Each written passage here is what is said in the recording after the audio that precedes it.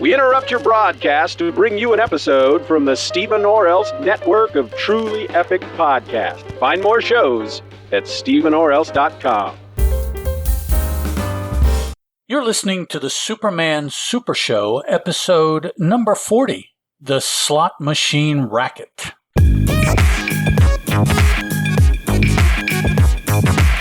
Hello, and welcome to the Superman Super Show. I'm a host. My name is Ed, and 1,000 miles over there to my left is another host, Mr. Steeven Orr. Hello. I'm not going to do all four ports. Hello. Yeah. Hello. So what is that, the Three Stooges bit? Yep. Right? Is that who did that? Okay. Yeah. Okay. I have a question in our banter portion here. Okay. In regards to something that you put on the forum, I don't know, sometime this week, that you were going to read on the Marvel service next month, or the DC service next month, and on the Marvel service in 6 months, these books that are coming out this week. Yep. So my question is this. I pay attention to digital novels, to ebooks, but in relation to the physical book, I don't know. So my question is this. Is this same physical digital divide in prose as it is in comic books? It is not. Comic books and really, I guess, movies, as far as I know, are the only forms of entertainment, because music and prose novels or just word books in general, they are typically digital and physical same day. Okay. With that being said, bookstores are for prose what comic book shops are for comic books. If bookstores, which it's my understanding coming out of the pandemic, independent bookstores, the number of independent bookstores are on the rise. People are opening new independent bookstores. So the bookstore numbers are rising, and they're not bitching and whining about that same day physical. Why are comic book shops not in that boat, but in the, oh, boo-hoo, you'll sink us boat to where we have to wait? And here's the thing. Digital comic books are released for sale same day that the physical comic books are released. Okay. They just don't go over to either the DC or the Marvel app where you spend a certain amount a month or a year to read all you want. But the reason for that is because of our independent local comic book stores. They don't want that happening because they think it will take away from their sales, which it's not gonna. It's just not. It's, we could do an entire podcast about digital versus physical comic book sales and how it's funny whenever I see folks talking about that online. The people who buy physical comic books, they don't do the digital, and they get pissed off that digital's even out there. Right. And it's like, I don't care if it's digital. I'm going to get it at the comic book store. So digital is only winning over the people that probably weren't going to the comic book store anyway, because of expense or not wanting to get out and all that crap. And from what I understand, when places like Comixology first started, digital comic sales were going to be cheaper than cover price. They were going to be, like 50% less or something. Right. And this may be a rumor that I read, and it may not be true, but I feel like I've read somewhere that a lot of these comic book retailers, because they're almost like a union. The distributors talk to them and they get their opinions and whatnot. And so some of the bigger retailers did not want Comixology selling books for less than somebody would pay for in their store. And so they didn't, which, I don't know, it's silly.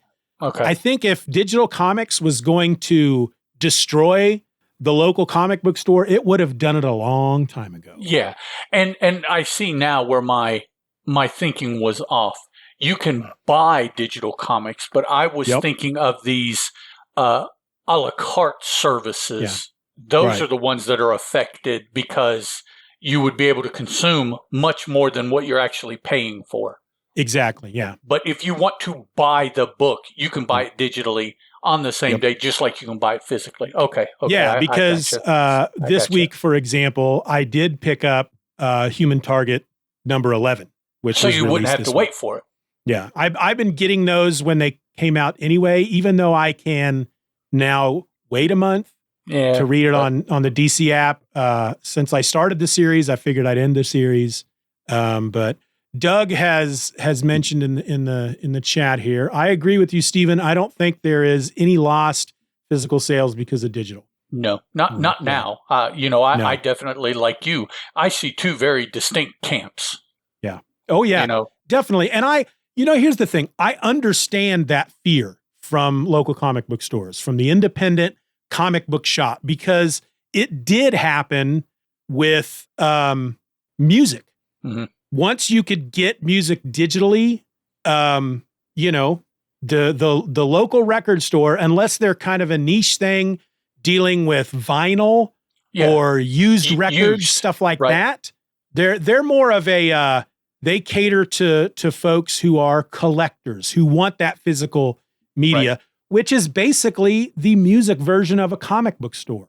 But the big, like Tower Records, for example, there's a great documentary out there, I said it wrong, about Tower Records, about how they were just the biggest name in music retail. And then when digital started, they made bad investments and bad decisions, and boom, they just destroyed them. But was it digital, or was it Walmart and Best Buy and all these other places that started selling music so that while you were there purchasing other things, you can also get, and you don't have to go to your specialty store anymore to get that. With Tower Records, that's part of it, and part of it was digital. But when you watch the documentary, they tell you straight out front that the guy who owned and ran that business, he was basically, he's like, all right, we're going to do this, and we're going to open stores here and here and here and here. And he sunk a lot of money into it. And because they were so in debt, when stuff like digital sales started happening, they were not able to then sell enough to get them out from under that debt. Right. And so if, the guy will tell you, he says right on in that documentary, if we had made some better financial decisions, we would probably still be around. There wouldn't be as many stores. No. But there's always going to be people out there that want to go to a record store, plain and simple. Just like there will always be people out there that want to go. They not only do they want the physical comic books and they want to hold them in their hands and they want to put them in a bag and a board, they want to go to a place where other like-minded people have gathered, Want to go to a place where people know their name. That's right. Not to drink, to read. Nope. To drink in the comic goodness. All right. Today, folks, and Doug, live with us, we're looking at the Slot Machine Racket, which appeared in Superman number 5. This is the first story from Superman number 5. The first of 4, I think, original stories, which is the most so far in an issue of Superman, and I think will be an ongoing thing.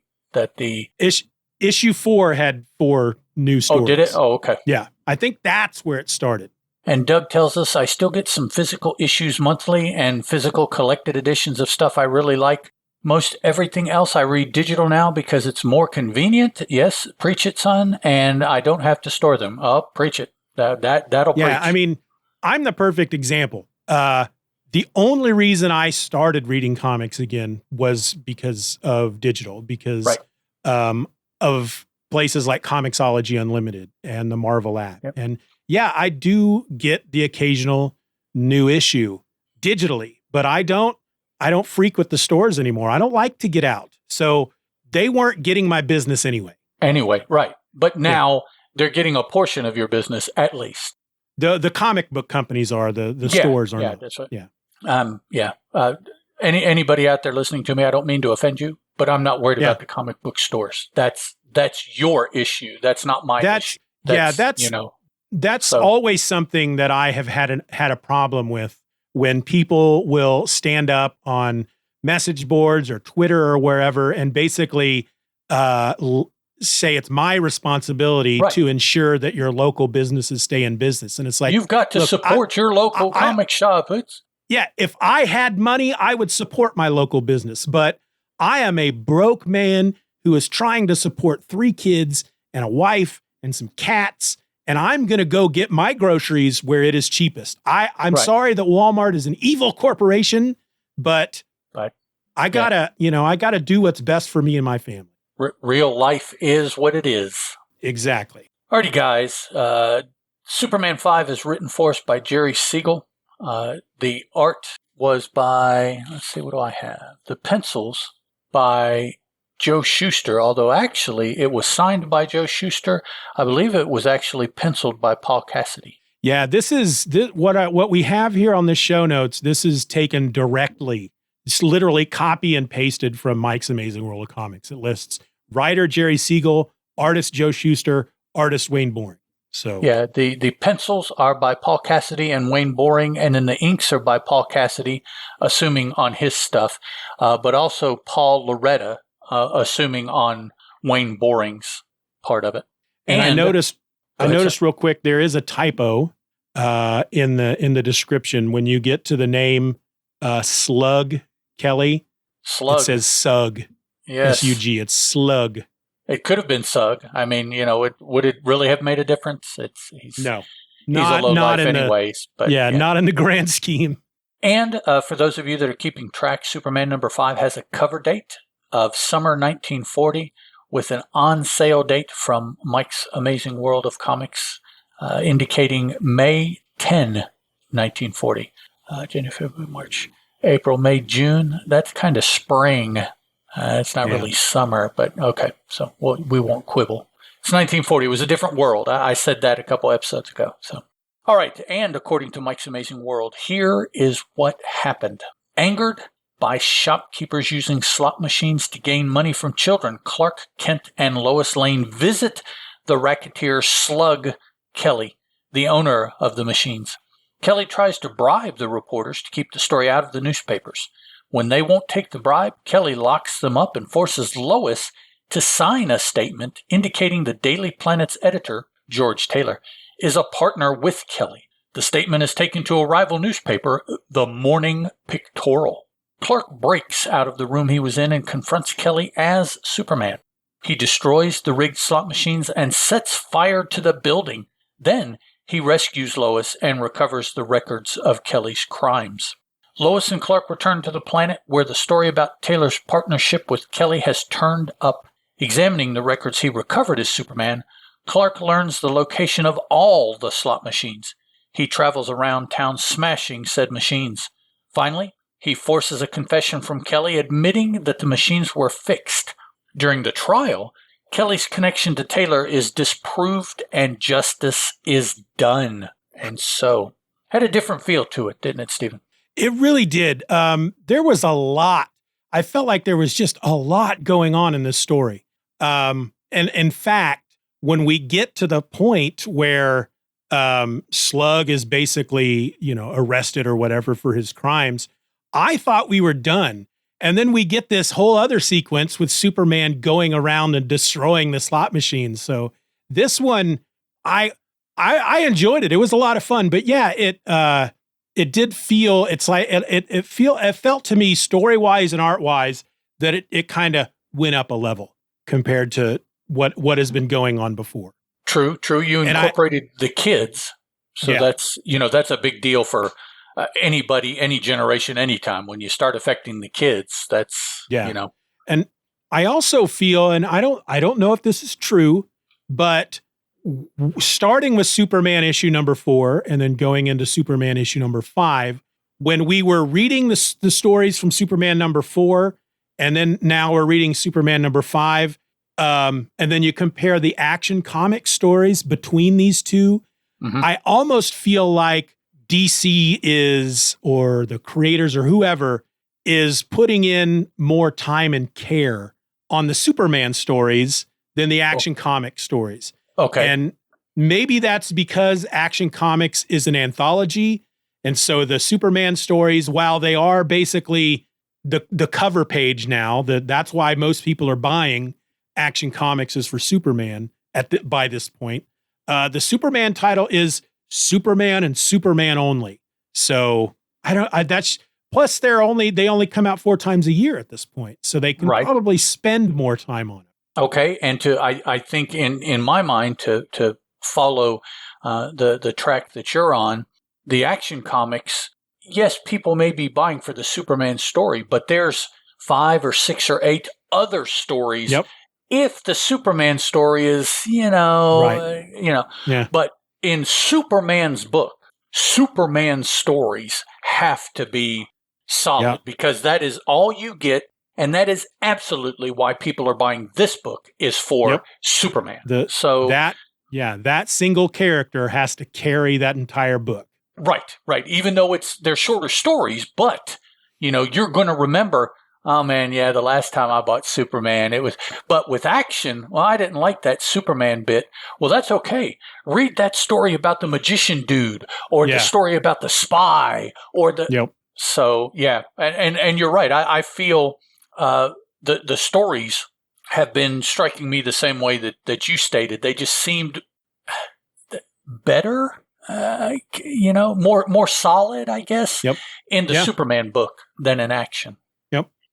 Looking at the splash page, is it me or does Superman kind of look like he's skydiving?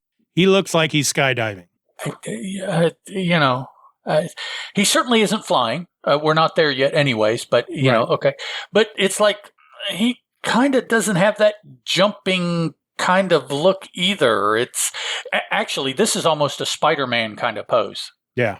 To be honest with you. This, to me, looks more as far as somebody maybe jumping over a building or jumping from one building to another. This looks more natural. This is kind of what I would expect over when it looks like he's running in midair. Mm-hmm. Yeah. Here he is. This looks like he has gone up and he's falling. And this is how he would be falling. Yep. Yeah. I noticed that right away. That it's like, to me, I'm thinking, well, it looks like he's skydiving there with the all spread out. And for those of you that don't have access to the book, he's spread out his arms and legs, kind of like skydivers will when they are falling. Parallel to the earth, they have that arms to go as slowly as they can. Yeah, there it is. And that's except. Rotate that like, what would that be, 90 degrees? And that's how he's been drawn here. But so what else? And we'll get there here in a little bit. But this is also the first mention of the morning pictorial, which will go on, I think, to continue to be a rival newspaper in name of theirs. It'll be one that you can put your finger on that is a rival paper. Yep. Okay, so. That synopsis was fairly solid. Like you indicated, though, there's a lot of in between interstitial kind of things that's going on. I like finally because it annoys me to no end, and I don't bring it up because it always goes on. I don't like, and if this phrase offends anyone, I apologize, but it's a phrase that I grew up with, right or wrong. I'll go ahead and say that. I don't like the milksop Clark Kent. It bothers me. The lead, the lead is like not a lead. It's no lead. You would not follow his lead for anything. It is very. It's sometimes the idea behind it makes sense for him. It's like I have to act like a coward at all times. So nobody would ever believe that I am Superman. But sometimes they don't really follow that rule every single time. Kind of like with Lois supposedly always hating Clark. And yet there are other times where she's like, I'm going to put myself in danger because Clark may get hurt if I don't. Right. And he can. And off the top of my head, I'm not sure if it's this story, probably this story. she is physically assaulted. There's plenty of things he can do that would not make him appear superhuman to protect his one. I think that I am so old school. Okay.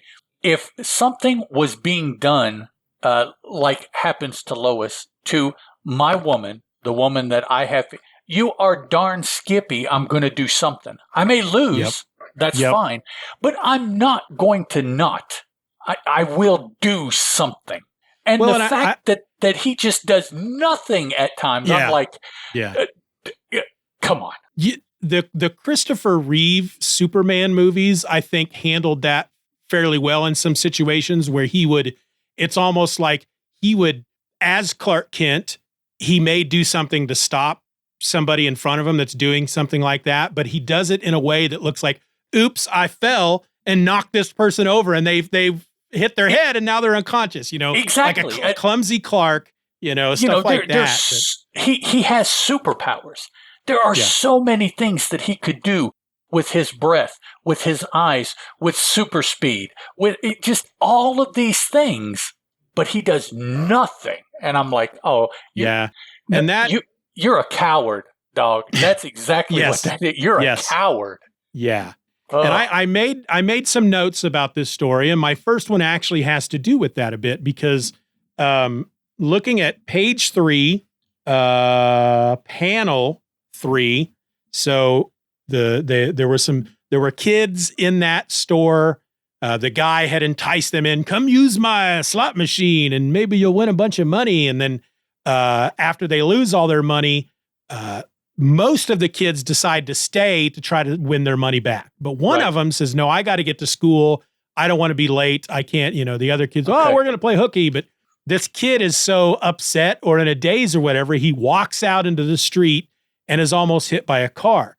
And Clark actually thinks to himself, all right, I can't just let this happen. I have to do something, even if it exposes myself. And he jumps out and tackles the kid and saves him, right? Well, I made a note here that in panel 3, like this dude comes up and goes, you have nerves of steel. And Clark thinks to himself, they've no inkling of my true identity yet. I found that the use of the word yet very interesting. Like he knows that eventually they're going to find out that he is Superman. They'll figure it out. But for now, he has to stick with this. And so what's he do? He faints. He's like, oh. And then when he wakes up, oh, what? I put my life in danger? Oh, my goodness, which is pretty silly. What he had done, again, for those of you that don't have the story, is he tackled the child that was going to be hit in such a way that the truck passed over them. He split the tires and the truck just drove by. And then when they're congratulating him and talking to him, and it's almost like, I did what? And then he falls back into that milk sop, fop, whatever, however you want to describe it. Cowardly, I guess, to try to not insult anybody. Because we even have Lois at that point is like, wow, Clark, just when I thought that you were not a man, you finally do something. And he's, I fainted. But then when he wakes back up, she's like, correction.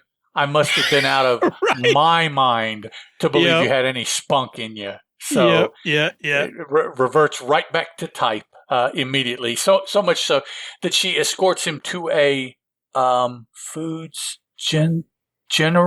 Jensen's. I guess that's the name of the store, Jensen's Foods, to get a nerve tonic of some sort. Yeah.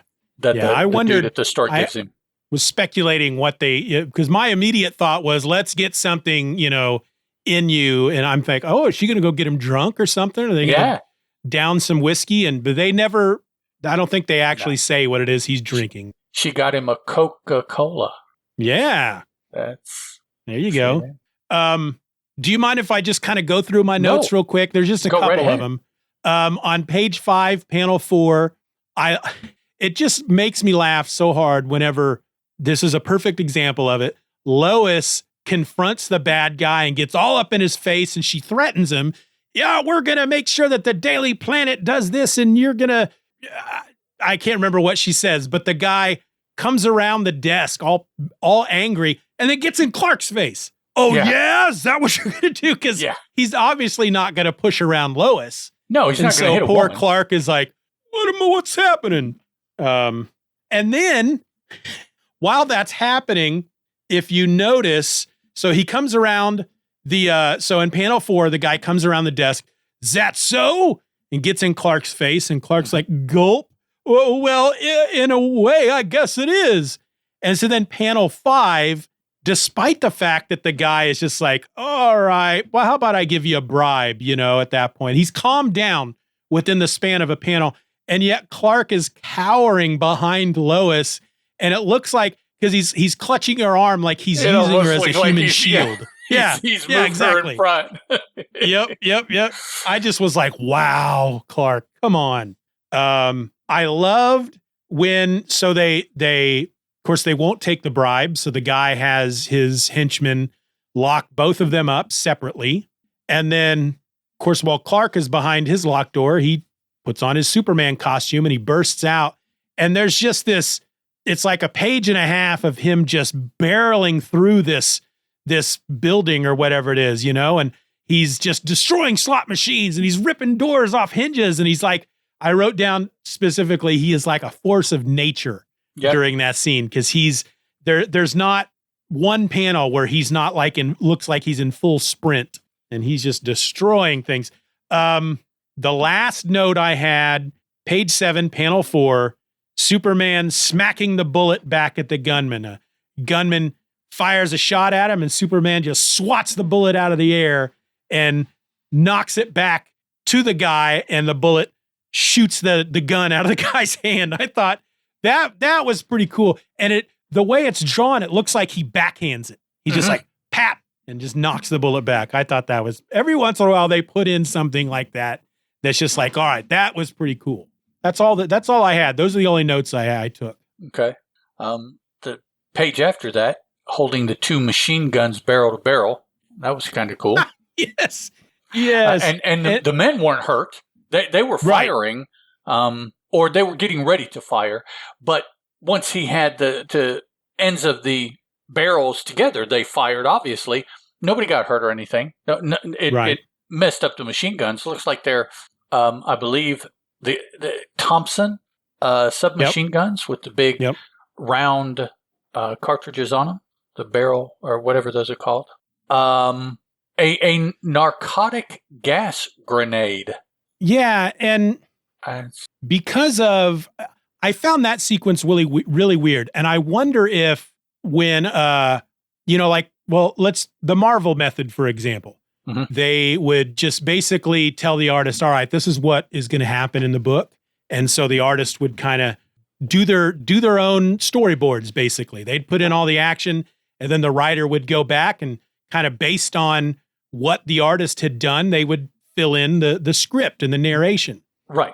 Well, this sequence, I feel like when Clark passes out from the gas, that the writer is like, oh, well, the gas actually wouldn't affect him. So I'm going to put this little word balloon in here where he's thinking, I'll play unconscious just for laughs. And the only reason I think that is because after he passes out just for laughs and they attack him with axes and bats and stuff and nothing happens to him, there's a moment where he sits up and he's got his hand on his head like he's dizzy, like, oh, what's going on?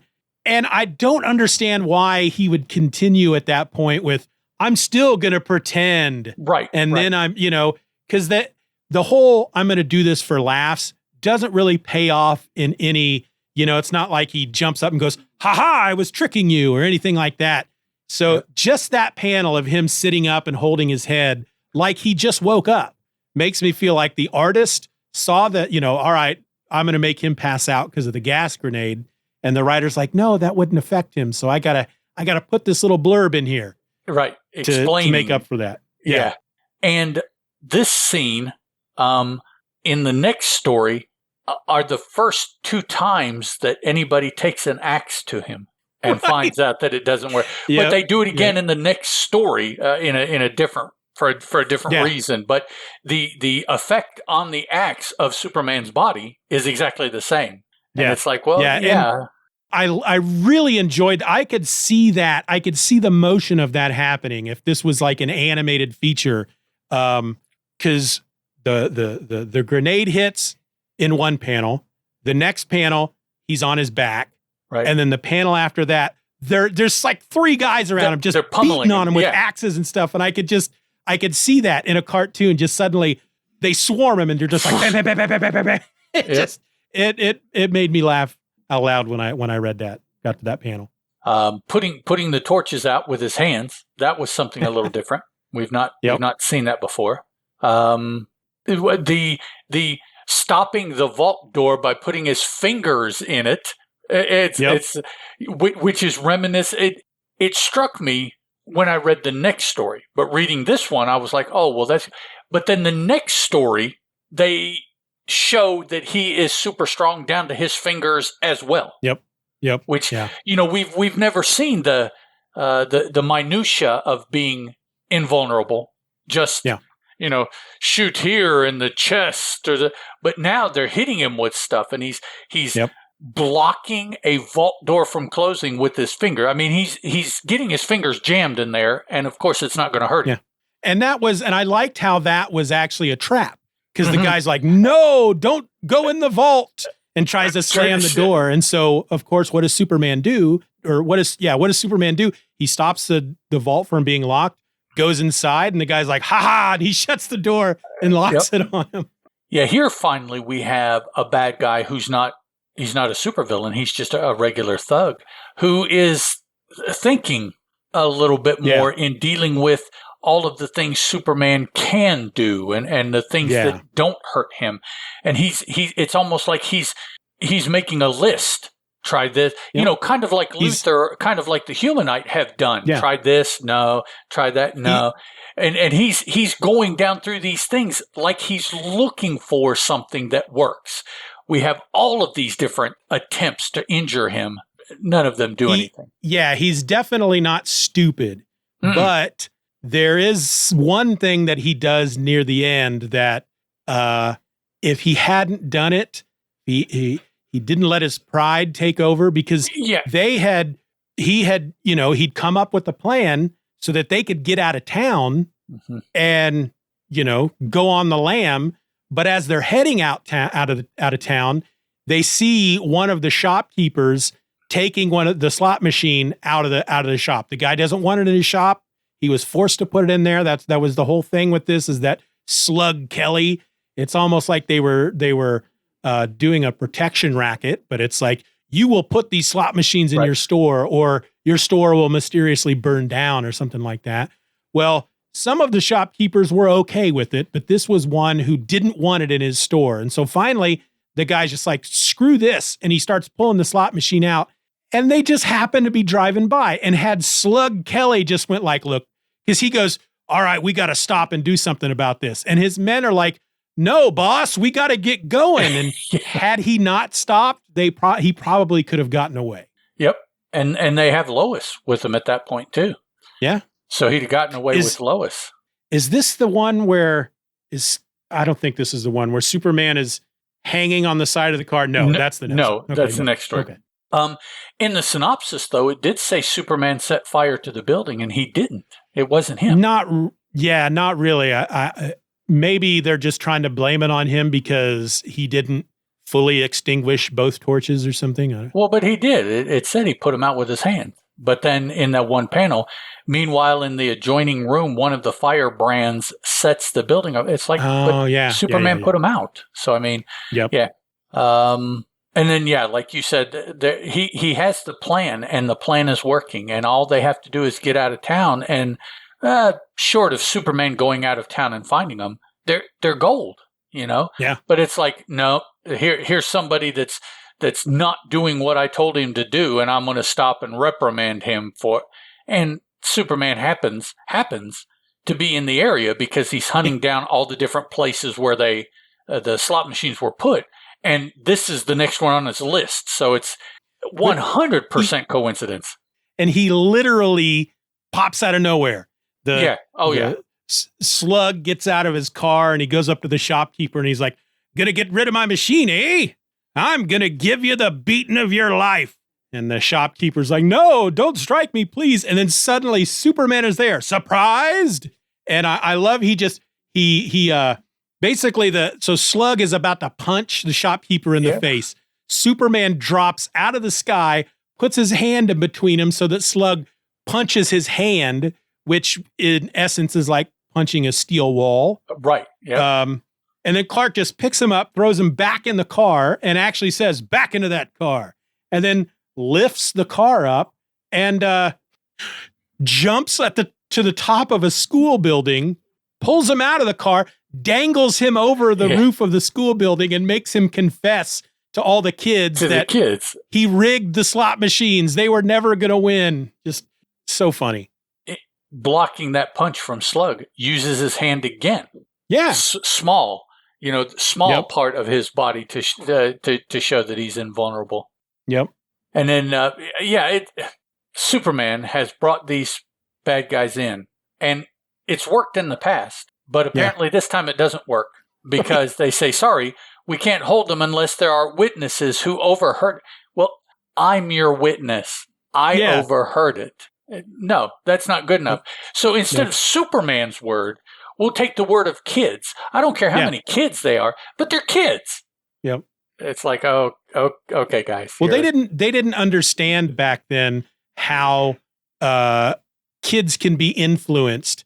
You know, the whole thing with, what was it, in the 80s where there was the whole panic that kids were telling their parents or whatever that their teachers were making them do satanic rituals. And there was all this investigation. And then you found out that never happened. They were being influenced by the investigators into saying all this stuff. Right. Yeah. They didn't realize they were saying the wrong thing. So they didn't know all that back then. So anyways, that's where that's where they leave Superman in Metropolis, is not believing his word, but taking the word of a bevy of children over his, and so it's like, oh, okay, well then you're right, Superman. We believe the story. We don't believe you. We believe them, but we believe the story that you were telling us now.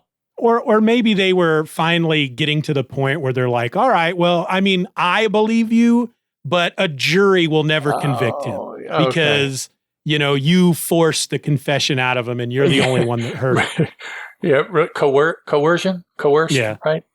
Yeah, never happened before, but now all of a sudden it's like... Well, and regardless how many people heard the confession, he still coerced it. He still threatened to kill the guy if he didn't confess. Tell him or I'll drop you. Yeah, exactly. So regardless, it's still not going to hold up in court.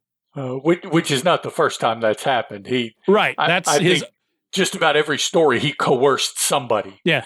That's his MO. That's his number one move. Confess or I will kill you. You've seen what I can do. Do you want me to do that to you? Basically that's it. So, oh man. District attorney's worst nightmare is Superman. Yes. Okay. I think I'm out of stories to share about the story. Yeah, let's wrap it up. All right, guys. Thanks for listening.